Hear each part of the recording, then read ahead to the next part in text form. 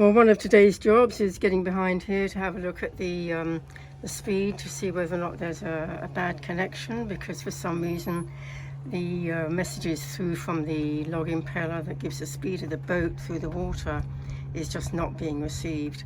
So that's one of today's jobs. Well, I just opened up behind the speed instrument. Can't see any reason why that's not getting the impeller messages. But this instrument has suddenly come alive. Amazing. I mean, I've done nothing other than fire up the instruments again, and suddenly we're getting the wind information and the depth on this multi-instrument. Obviously not the speed, because that's what's missing up on top from the transducer through to the display up there. Then it comes back down to here, and I'm not seeing the speed, the boat speed up there. So of course we've got a dash dash dash under speed knots. But why is this suddenly behaving? Who knows? I mean, this is weird, you know. I mean, it's nice that it's behaving, but then why did it misbehave before? Why has it suddenly come alive again? So yeah, I'm going to put the autopilot on, see what happens there. We've presently got no pilot. That seems to, oh, there we go, that's come alive again. Wow. I mean, neither of those two were behaving before, and now suddenly, having had a rest, they've come up again, which is great. But why did it go down in the first place? Why, for most of my passage over from Mexico to here, did I get nothing on these displays? I turned them off. So yeah, that's most annoying. You know, it would be nice to know what happened to make them not receive messages before, and now they are.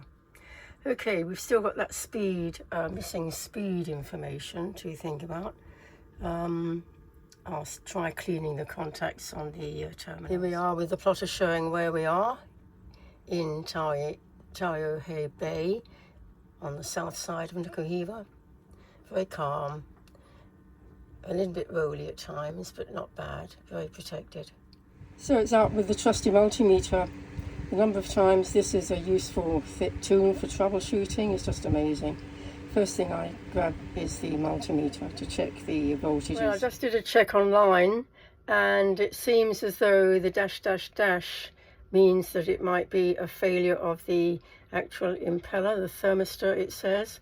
I need to go and check and see whether or not the temperature also shows dash dash dash, and then check. The idea is to put the multimeter across the brown and white leads into the back side of the display and see what the resistance is. So that's my next step.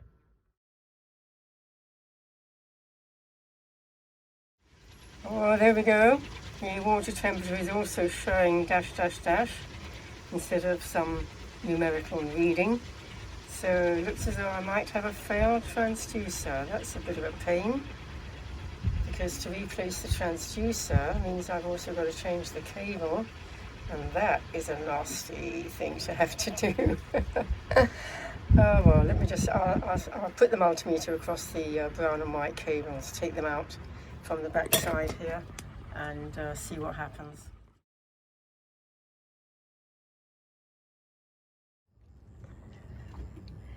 So there we've got the brown and the white spade terminals disconnected from the back side of the speed display. So now I have to go put the multimeter across and check the resistance.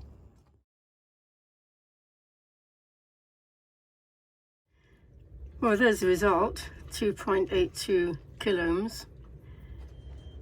Well, I just repeated just to see what happened, and the resistance is very clearly around 3 kiloohms, which is 3,000 ohms, and according to the table I just looked at online, it should be somewhere around 8 to 10,000 depending on temperature. I'm presuming the seawater is something like between 25 and 30 centigrade. It's pretty warm, so it should be around 8 to 10,000, not 3,000, which is quite a bit different.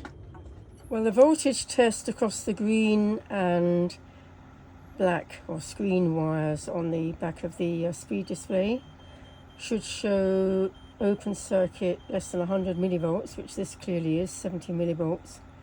But you're supposed to turn the paddle wheel slowly and see whether, as you turn one complete rotation of the paddle wheel slowly, you go from under 100 millivolts like here to somewhere between 8 and 12 volts like battery voltage, and then back to this kind of reading, and then back to, so every quarter turn should give a change. And so it looks as though I'm going to have to take out the transducer, the paddle wheel, and play around with that. But it does very much look as though the actual transducer itself, the thermistor, might have gone.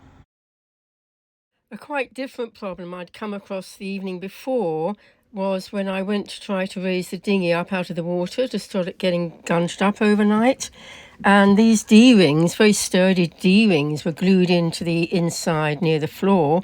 But when I went to raise the dinghy using them, lifting them using them, they just totally came away from the floor, absolutely useless. Well, I was about to go and get that impeller up, which means lifting the floor in the forepeak and a bit of time and effort. And I decided instead that, well, it's a beautiful day. I'm here on Nuku Hiva. It's about time I went for a swim. I'll probably end up cleaning the boat, but I'm really looking forward to having a lovely swim in this Taiohae Bay. So that's what I'm doing. We're going to forget the work for the moment and enjoy being here in French Polynesia, in the Marquesas. Up on the mountain there we have the remnants of last night's rain. Very heavy. Woke up at dawn and the entire place was in a mist and we were very, very wet. Luckily I had not too many windows open, port lights open, but we did get a little bit of water in. Not too much, at least it's fresh, which is good. So there I was, having my morning coffee after the rain overnight, and I suddenly caught a glimpse of glinting water under the washboards in the cockpit here. And the drain here was completely clogged up with fluff and who knows what. So I've just had to take up the washboard to clean up and make sure that the drains are clear. This one I've just cleared, and that one over there is still waiting. That wasn't quite as bad, but it still needs to be cleared. So yeah, that's turned into a morning job I didn't expect. But that was a good thing. The rain did me a good turn in effect by letting me know that I needed to clear and clean down under the washboards here. The drain has to be clear, obviously. If you get water in the cockpit, you want to make sure it drains away. So anyway, not too long a job, but just an unexpected one. Definitely looking a lot better, a lot cleaner. Well, although Jeanne had very kindly helped me a lot getting the dinghy and the outboard working, I've hardly used it because there were things about the motor that I'd completely forgotten. It's been just so long since I was in cruising mode, years and years ago, last I cruised, as opposed to trying to circle the globe non-stop. So there were levers on the boat, on the dinghy, on the outboard that needed moving to adjust it, and also hoisting the motor. There's a harness that can be used to hoist the motor up. I spent all afternoon yesterday trying to figure out how to adjust the straps, which were completely wrong when I first picked up the motor caddy. But eventually I managed to get them sorted out so that now that strap is in place on the motor, and that means I can get it off the dinghy and put it on at the stern of the boat when I move along. Well, you definitely know you're in cruising mode as opposed to non-stop around the world mode when your galley sink clogs up and you have to start clearing the blockage away. The essential trio needed to clean out the galley drains yesterday. Spent quite a time plunging, and then closing off the sea caulk and putting down sodium bicarb and vinegar, and then boiling water, of course. So spent quite a long time, but eventually it's all got cleared out and cleaned out, so that's nice. It was very much needed.